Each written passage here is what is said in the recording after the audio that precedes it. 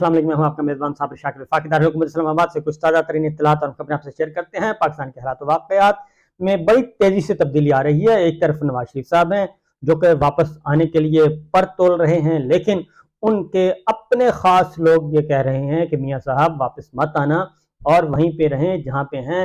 आपका बुढ़ापा यहाँ आके ख़राब हो जाएगा और पाकिस्तान के हालात आपके लिए बिल्कुल साजगार नहीं हैं और अब आप उस तरह से मकबूल भी नहीं हैं, आपकी लीडरशिप भी उस तरह से कैरिज्मेटिक नहीं रही। आपके भाई ने बहुत सारी गलतियां की हैं और उन गलतियों का खमियाजा जो है वो आपको भुगतना पड़ रहा है। आपने जो उनको वज़ीर आज़म बनाया था तो उस वजारत उज़्मा के दौरान उन्होंने वो कुछ कर गए हैं कि जो हम इतने सालों में अपनी कोताहियां करके भी ये सब कुछ नहीं कर सके, जो उन्होंने 14-15 महीनों में करके दिखा दिया। इसलिए आप तशरीफ मत लाएं।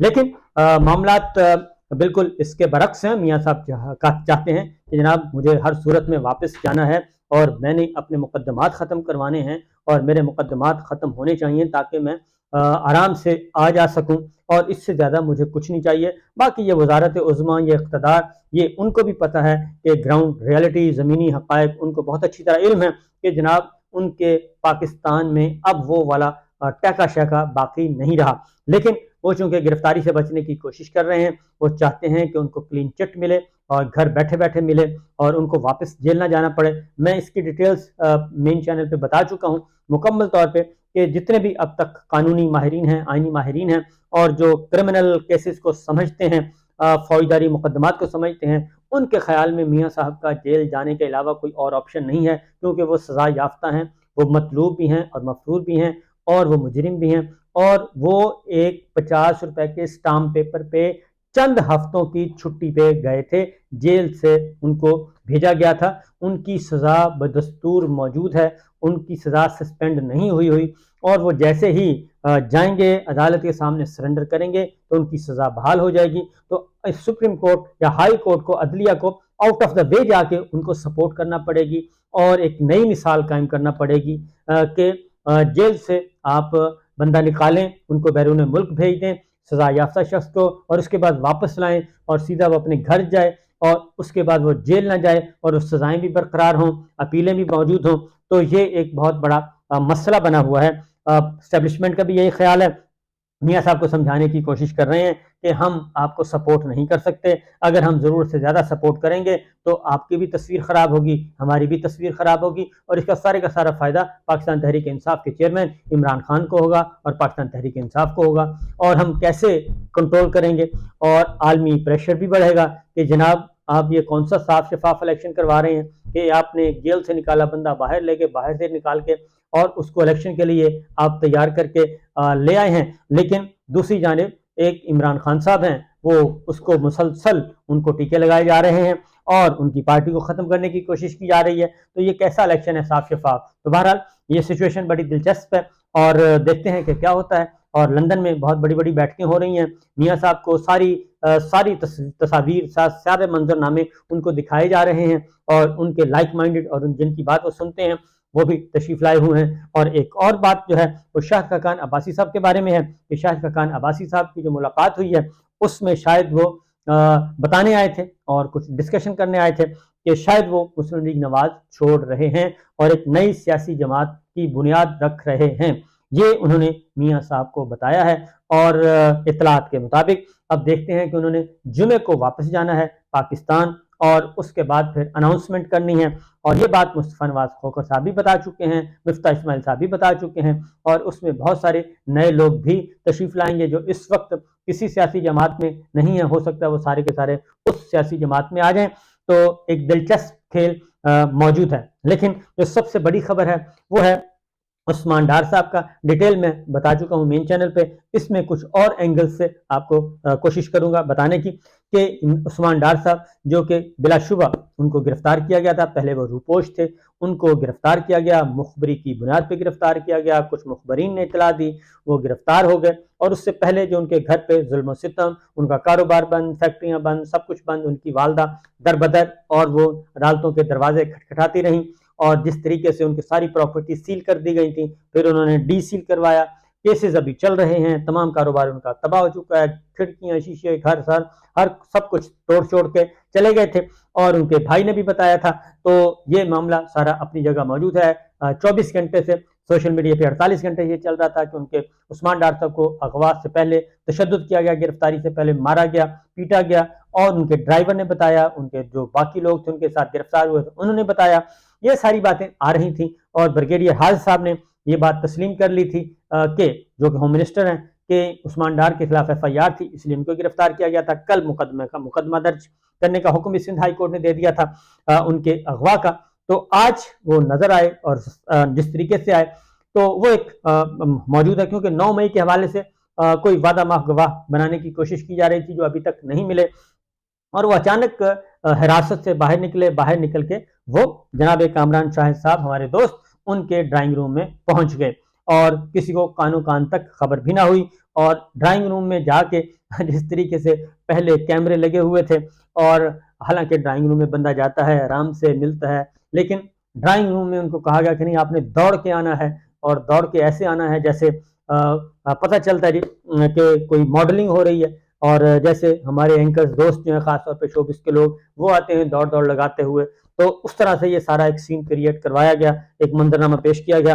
تو بتانے کا مقصد یہ تھا کہ جناب عثمان ڈار صاحب بالکل فٹ ہیں، جبکہ ان کی ساری گفتگو موجود ہے، ان کی پریس کانفرنسیں موجود ہیں، اور عثمان ڈار صاحب بہت بڑا خطرہ تھے، کس کے لیے؟ خواجہ آصف صاحب کے لیے، اور خواجہ آصف صاحب یہ الیکشن جیت نہیں سکتے سیالکوٹ سے، اور وہ اپنا آخری اننگز ان کی ہے، آخری اننگز اگلا الیکشن جو ہے وہ کھیلنے والے ہیں، کیونکہ وہ اس وقت بہت زیادہ ڈیل کرنے والے وہ تھے، میاں صاحب کو معاملات طے کروانے والے تھے، باجوہ صاحب کے بہت کلوز تھے، ان کے سسر کے بہت قریب کلوز تھے، انہوں نے ہی جتوایا تھا، الیکشن تبدیل ہوا تھا، سب کچھ ہوا تھا، یہ سارا ریکارڈ پہ ہے۔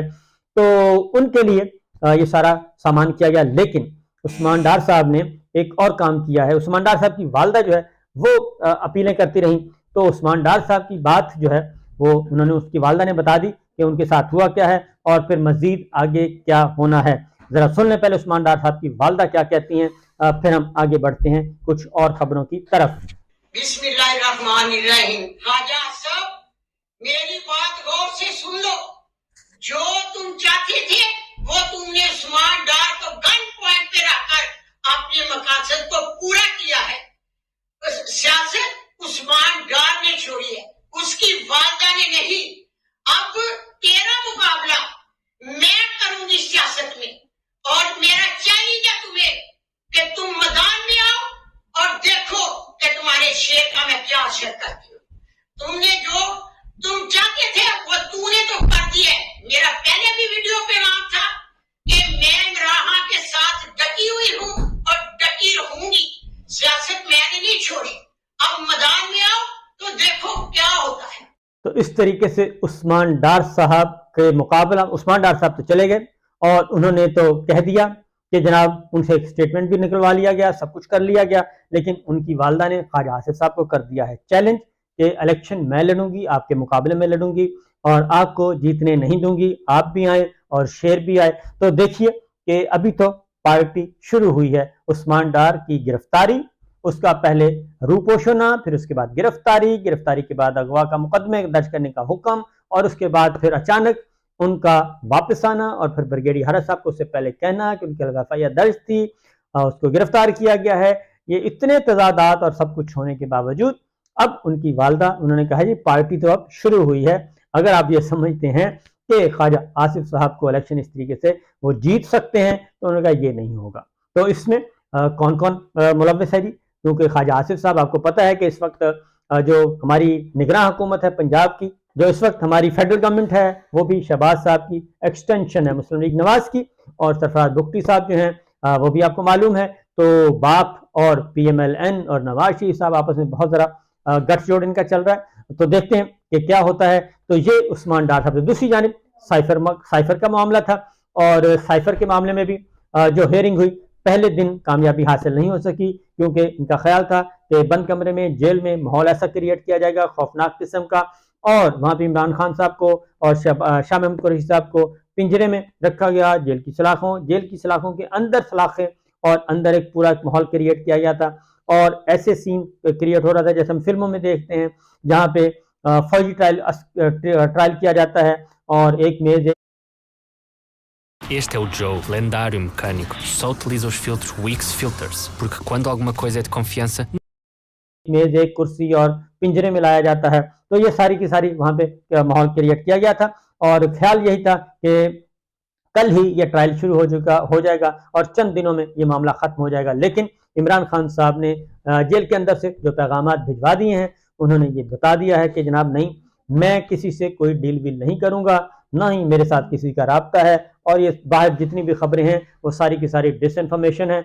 हमारा वही मौक़िफ़ है। उन्होंने कहा उससे कोई 1 इंच भी मैंने पीछे नहीं हटना। Free and fair trial, free and fair election, मुझे इलेक्शन चाहिए और पाकिस्तान के अवाम को इलेक्शन दे दें। जिसने जीतना है वो जीतेगा और जो जीतेगा वो अपना इक़्तिदार हासिल करेगा, हुकूमत बनाएगा और उमूर ममलिकत चलाएगा। लेकिन ये नहीं हो सकता। हाँ, उन्होंने कहा कि साइफर में मुझे फंसाने की कोशिश की जा रही है, जबकि साइफर या ऑफिशियल सीक्रेट होता है यहाँ से कोई कौमी राज बाहर मुंतकिल किया जाए।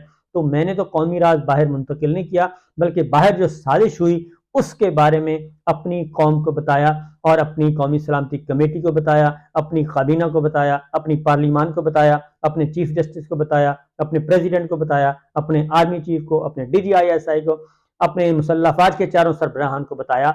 मैंने तो बताया कि बाहर ये साजिश हुई और ये हमारे पास इत्तला आई, और इत्तला देने वाला भी कोई गैर नहीं था, पाकिस्तान के एम्बेसडर थे, सफ़ीर थे, और जो बाद में सेक्रेटरी खारजा के तौर पर रिटायर हुए। लिहाजा वो मुतमईन इमरान खान साहब, और उन्होंने अपनी टीम के खिलाड़ी भी तब्दील कर दिए हैं और बैरिस्टर गौहर को और शोएब शाहीन साहब को अपना ऑफिशियल स्पोक्स पर्सन मुकर्रर कर दिया है।